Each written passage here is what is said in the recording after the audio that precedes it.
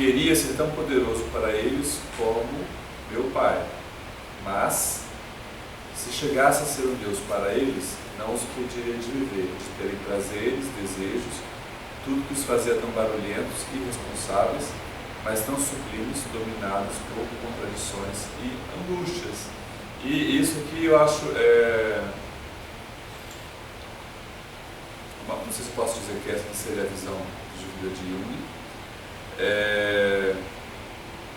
A vida tem muita coisa ruim, mas também tem muita coisa boa. Então, assim, quanto mais a gente aceitar que a vida tem coisa ruim, e essa para todo mundo, quando a gente está sofrendo, geralmente a gente acha, pobre de mim, que tão infeliz, não sei o que e tal. Se a gente pudesse ler pensamento, eu acho que talvez a gente pudesse ver que às vezes a pessoa do lado da gente é linda, está passando por 3 vezes pior. Então seria mais ou menos a postura dele. Ele usa muito termo grego, eu não consigo lembrar tudo, mas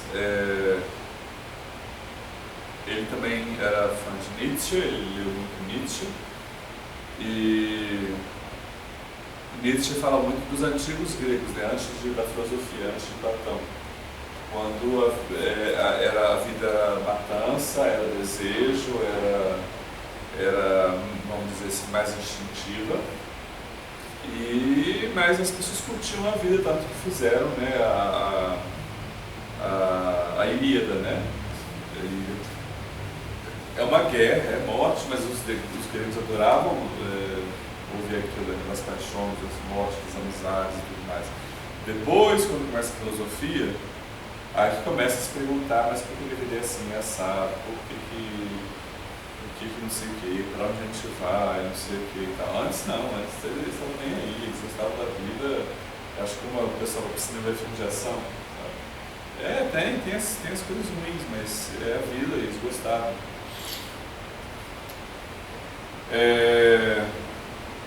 Eu compreendi o que meu pai os havia criado, como deve ter sido entediado o Senhor Deus com a eternidade.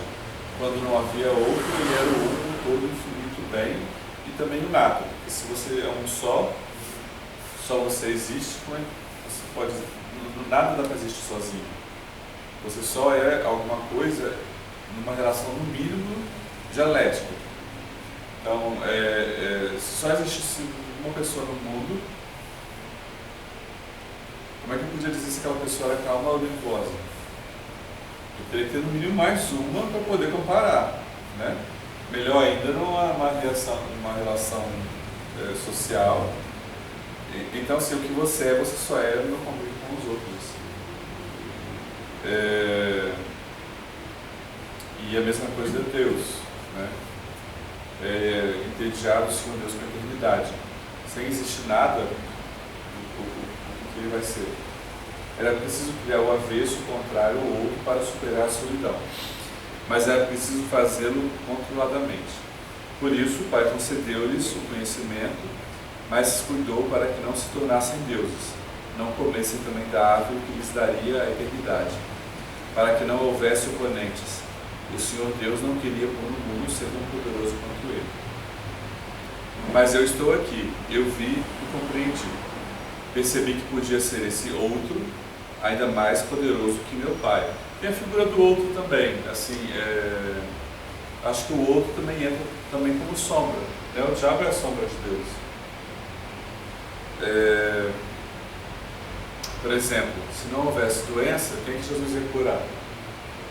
Então tem muita gente que fala que o mal existe para o bem poder resplandecer. Se não tiver o fundo preto, o branco parece menos. Tinha aprendido com meu pai as artes mais refinadas da sedução. Voltando à questão que o diabo, ele é bonito, né? É a estrela do amanhecer, a estrela d'alva. Seduzir outros anos a meu favor, não foi difícil deturpar os corações dos mais jovens, ansiosos por vida e aventuras. Mas, antes mesmo que o meu exército se levantasse, ele descobriu tudo.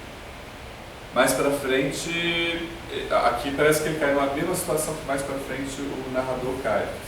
Quer dizer, Deus já sabia de tudo. Deus é onisciente de saber dessas histórias. Então, de alguma forma, Deus permitiu isso. Ele vê e ouve tudo, e sua fúria foi tão intensa que sucederam-se dilúvios e cataclismas. Alguns dos anjos julgaram que ele iria extinguir tudo que criara. Eu vejo aqui a alusão ao dilúvio, a arca de Noé e tudo mais. Mas estavam enganados. Eu sabia que o que mais me torturava era a dor. Sou eu a dor de Deus. Não está bem na sequência. Ele levantou os olhos tristes, ruminava pela eternidade o seu desconsolo. Eu sabia que Deus lhe tinha negado a única coisa que poderia modificar a sua condenação, a capacidade de amar. Só assim ele desceria, pelo amor, do gigantesco trono de sua solidão e orgulho. Sim, eu sou a dor de Deus, a dor de se ver traído pelo anjo que mais amou, mas que ao mesmo tempo ele quis e deixou acontecer, né? Eu vejo muito aqui a figura de Jesus escondido aqui no meio dessa história. Se fala de filho dileto, se fala de se ver traído, mas sempre na figura do diabo. Quantas vezes ele acariciou minha cabeça deitada em seus joelhos e beijou os cachos dos meus cabelos? Todo o amor de meu pai transformou-se em ódio. Quase achei que me mataria, mas ele sabia que se me matasse, ele próprio se tornaria o senhor do mal. E eu não era esse outro, o mal, que há tanto tempo ele esperava? Sim, ele sabia que sim. Eu era um oponente à sua altura. No fundo, ele se orgulhava de mim, de ver que eu ousava desafiá-lo. Então vivemos um combate terrível, final, em que um de nós dois inevitavelmente sairia vencido. Ainda é uma questão de piano aqui, né? Forte. E meio a esse combate encarniçado, justo no momento em que eu julguei que estava vencendo, ele me confundiu com um abraço. Aí quando falou ele me confundiu com um abraço, eu pensei logo na história do beijo de Judas. E por isso que eu falo, vejo Jesus invisível aqui o tempo todo. Que abraço eu senti seu corpo junto ao meu, a respiração ofegante, o sopro capaz de dar vida a qualquer ser inanimado sobre a terra. Nesse momento, então, quando julguei que meu pai, enfim, me perdoaria, ele lançou-me no abismo. Aí aqui tem uma relação pai e filho muito complicada, né? Porque Deus criou o outro, né? A sombra, o diabo, de certa forma para fugir da sua solidão, mas ao mesmo tempo precisava que esse diabo fosse o seu outro, a sombra, para poder ser Deus. Sabe, ao mesmo tempo deseja que o filho entre em rebelião,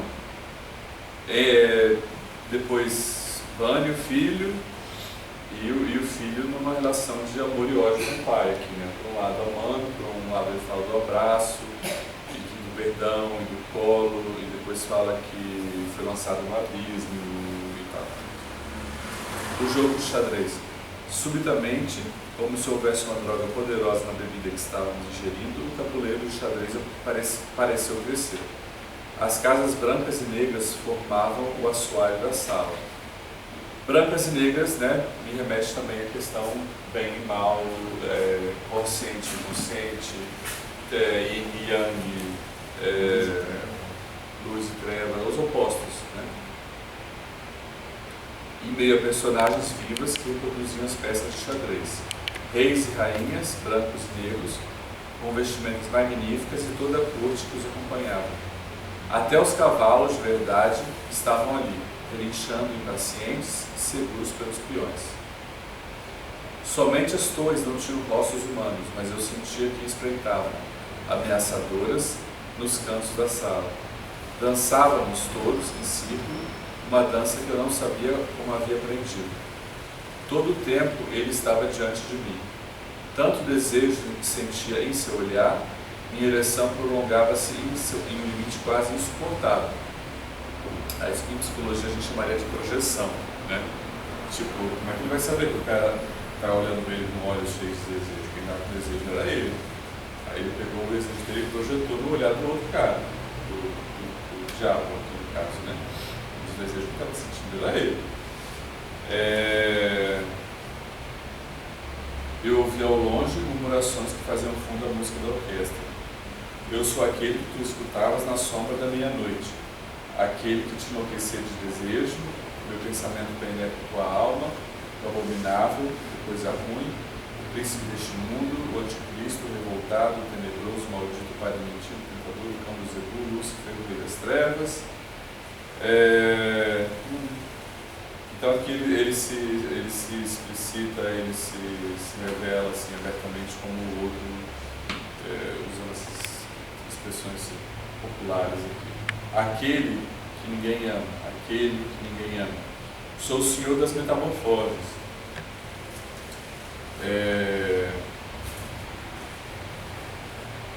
Se você pegar a mitologia nórdica, Loki, a mitologia nórdica muitas vezes ele é associado ao demônio, que a pessoa imagina ele com chifre e tal.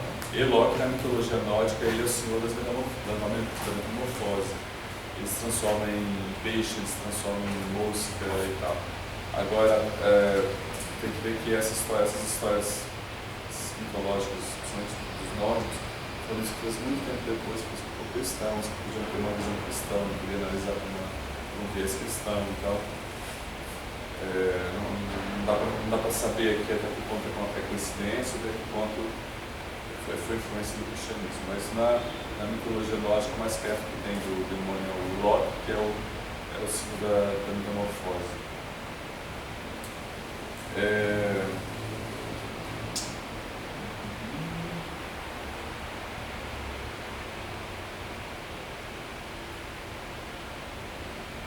Aí ele fala, o advento, estou preparado para o advento do anticristo, meu filho encarnado sobre a terra. Ele usa a mesma linguagem que Deus usa para Jesus e ele usa para o anticristo. Eu acho interessante que se fala muito de pai aqui, entra o termo de homossexualidade muito forte. Não se fala muito nem de mãe, né? Mãe não aparece nunca aqui. E a grande questão dele parece ser com o homem, né? Com o pai. Quer dizer, além da questão do diabo com o pai, tem a questão do protagonista com o diabo, que dá para ver que é assim, explicitamente erótica. Né? Seduzo os homens na forma da mais ardente das mulheres. Faça-os enlouquecerem e quando recolho deles todo o sêmen, abandono a forma de súcubo e tomo a de ícubo, um homem. Então escolho a mulher que seduzirei, é considerada a história do corpo também, né? Aquela que em sonhos, quer dizer, você pegar uma cultura indígena com uma cultura europeia, porque tem uma história parecida, o Jung seria inconsciente coletivo. Aquela mulher que em sonhos já anseia por mim, a que guardará em seu ventre o filho do mal. Também sou um criador. Sim, também sou. Eu sou o Deus das sombras. Minha tarefa é girar perpetuamente no vazio das coisas. Possuo em mim todas as respostas e nenhuma. Sou o Deus do excesso e do prazer. Isso que me lembra Baco, né? Espalha volúpia entre os homens. No começo do texto ele fala de vinho, né? Tomando vinho. Depois ele fala que Deus do excesso do prazer que é Baco. Espalha a volúpia entre os homens também de Baco, né? Mas que nunca foi demônio. Os gregos não entendiam assim. Eles entendiam como parte natural do ser humano, né?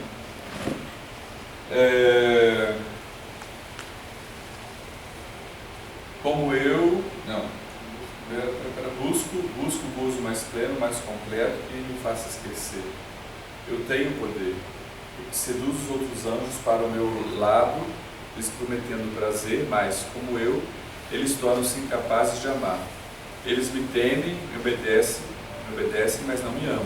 Ora, mas que me importa o amor, a luz. Não preciso da graça de meu Pai. Estou além da solidão. Cada vez que possuo um mortal em meus braços, eu me esqueço da solidão. por um instante ao menos, unido um instante, eu busco. Aí aqui ele cai um pouco de contradição, né? Por um lado falando que ele demonstra uma carência, demonstra uma vontade de ser amado, logo depois eu vou falar, eu não preciso disso,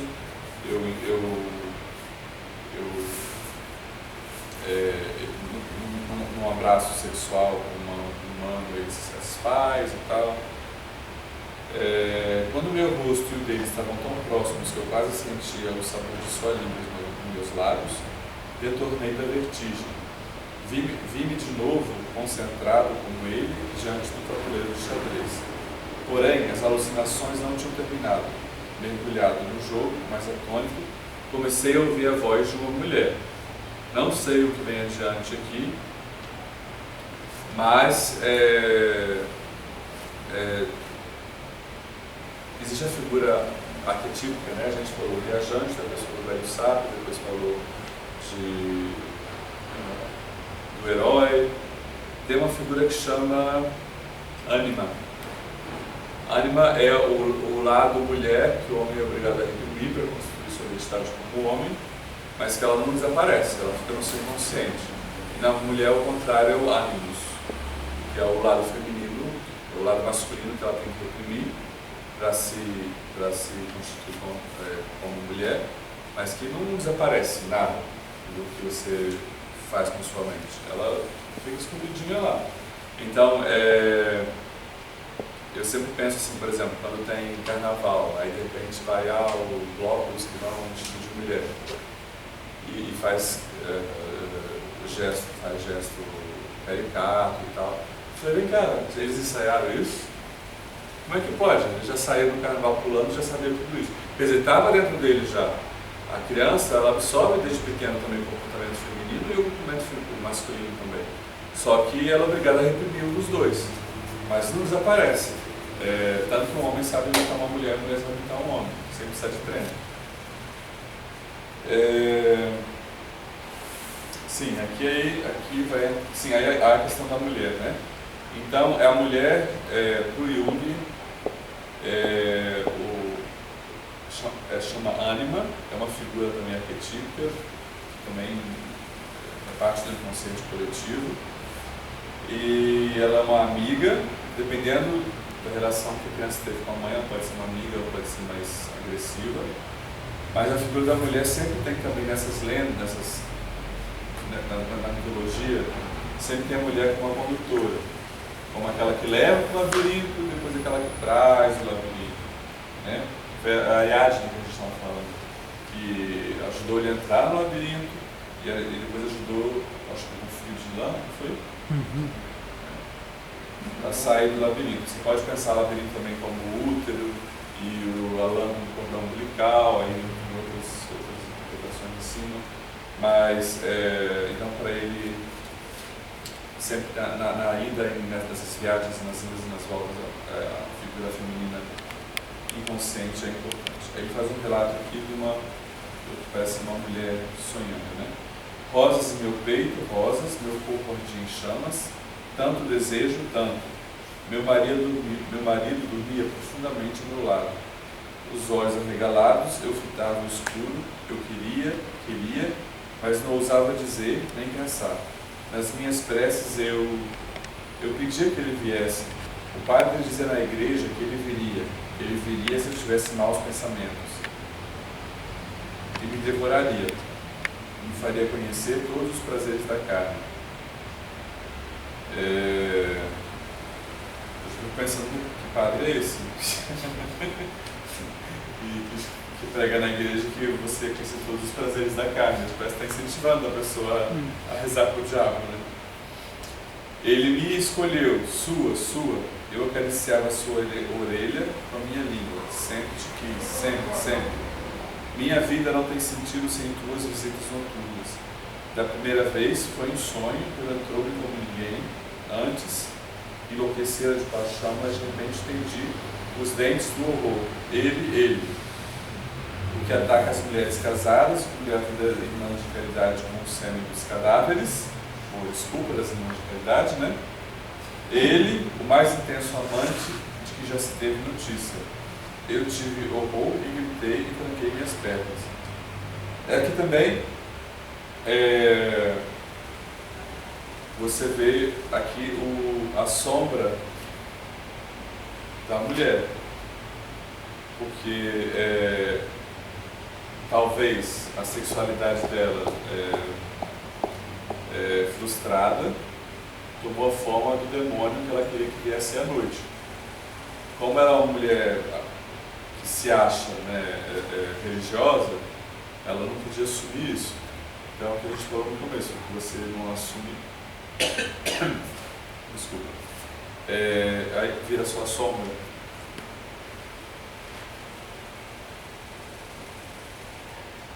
Impedido, louco de dor e raiva, ele preferiu ir embora. O que ele queria era o meu querer, que eu quisesse. Voltando novamente à questão da carência, né, da personagem. Baixou os olhos, sacudiu no ar os longos cabelos que acariciavam meus seios e partiu.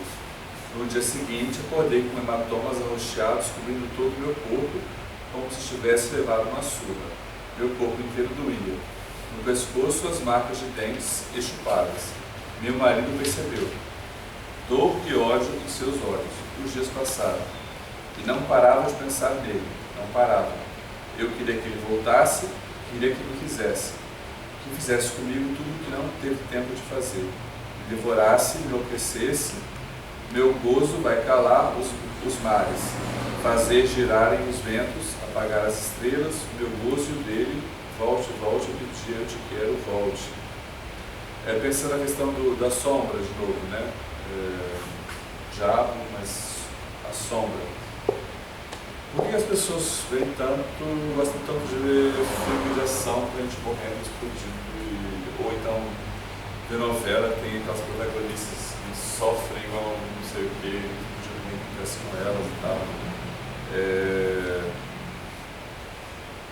A gente às vezes não consegue admitir a raiva que a gente mesmo sente, né? Tem que projetar isso nos outros ou reprimir e aí virar sombra, né? Porque acontece com todo mundo, né? Uns mais, uns menos. Eu bebia com cautela em pequenos goles, mas sentia-me completamente embriagado. Temia perder a destreza no jogo. O vinho inebriante, contudo, não me atrapalhava, ao contrário, me aguçava os sentidos. Dava-me a mais intensa sensação de poder que eu jamais experimentara. Era impossível vencê-lo. Para cada movimento, ele tinha uma resposta rápida e certeira. Eu tinha a sensação de que ele lia meus pensamentos, antecipava meus desejos, tinha os olhos febris, meu rosto ardia. Aqui eu posso fazer uma comparação, por exemplo, entre o personagem que não tem nome, né, nesse texto, sendo, por exemplo, o consciente e o diabo inconsciente, e é uma luta que não tem como ele ganhar. Ele tem como se conciliar, mas ele não tem como ganhar. Eu não tenho como falar, eu vou fazer a operação, vou tirar a inveja, o ódio, a raiva de mim, e não tem como você fazer isso. Você tem como ter diálogos internos, assim, entre seus vários eus, assim, vamos dizer assim. Você não tem como vencer, no sentido de fazer sumir. Em um dado momento, ele não se manteve e riu. Percebi então, com um arrepio, a me atravessar a espinha. Eu acho que já é a terceira ou quarta vez que eu acho que vai ter não sei, já veio aqui um literato aí para analisar essa questão da um arrepio me atravessar a espinha. Que era ele quem me inspirava cada uma das jogadas que eu fazia. Não sei, assim, e isso me parece uma fala muito feminina, assim, um arrepio, me deu um arrepio na espinha, né? E no texto ele parece estar lutando com essa coisa, ou enfrentando, conversando com a própria homossexualidade, e já é a terceira ou quarta vez que ele fala eu sinto arrepio em minha espinha. Isso para mim me remete a uma coisa feminina, não sei se para vocês também. Tentei driblar sua influência sobre mim em vão. assim, ele percebeu que cada jogada dele era inspirada pelo diabo, né? Então, na verdade, ele não tinha livre-arbítrio. Então, como eu já esperava, ele propôs: o jogo está muito entediante assim, porque não colocamos um prêmio, vai ficar muito mais excitante. Excitante, né? Conotação, duas conotações aí, uma erótica, outra mais animada, no caso. Que prêmio? Perguntei, a voz embargada, mas já conheci a resposta. Ele sorriu, colocou a mão na minha nuca e aproximou a boca do meu ouvido.